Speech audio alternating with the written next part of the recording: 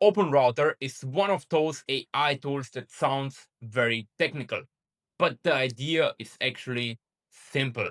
OpenRouter is like a remote control for AI models. Think about your TV remote.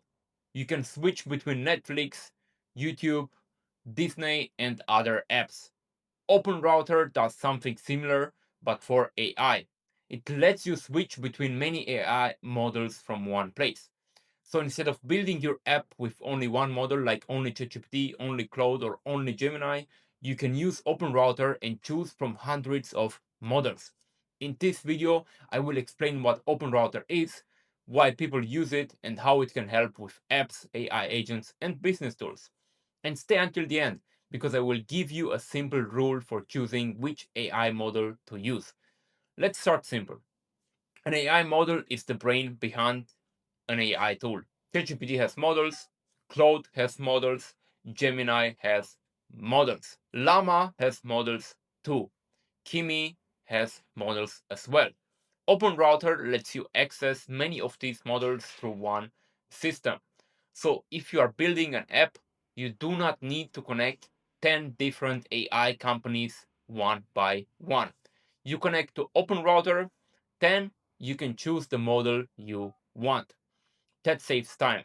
Now, why do people use this? Reason number one, testing. Different AI models are good at different things. One model may be better at writing, one may be better at coding, one may be better at long documents, one may be cheaper, one may be faster, one may be better for images or voice. With OpenRouter, you can test different models more easily. For example, if you are making a chatbot for customers, you can test ChatGPT, Cloud, Gemini, Kimi, and other open models. Then you see which one gives the best answers. Reason number two, saving money. Not every task needs the strongest model. This is a big mistake. People use the most expensive AI model for everything, but that is like using a truck to carry one small bag. For simple tasks, you can use a cheaper model. For hard tasks, you can use a stronger model. For example, an AI agent can use a cheap model to clean text, summarize notes, or sort emails. Then it can use a powerful model for hard thinking, final answers, or important decisions. That can save money. Reason number three, fallbacks. Fallback means backup. If one model is slow or not working, your app can use another model. This is very useful for real apps because if your AI app breaks, users get upset. OpenRouter can help apps stay online by routing requests to other models. Reason number four, AI agents. AI agents are tools that can take steps. They do not just answer one question. They can research, use tools, call other models, summarize, write, and make decisions. OpenRouter is useful for agents because agents often have many small jobs. For example, an agent may need to search, summarize, write, check, and then create a final answer. You do not need the same model for every step. You can use a fast model for small tasks. You can use a smart model for hard tasks. You can use a vision model for images. You can use an image model for pictures. This makes agents cheaper and more flexible. Reason number five, one bill and one dashboard. If you use many AI companies, billing can get messy. OpenRouter puts many models in one place. You can see usage, you can track cost, you can manage API keys. This is helpful for builders, startups, teams, and people making AI products.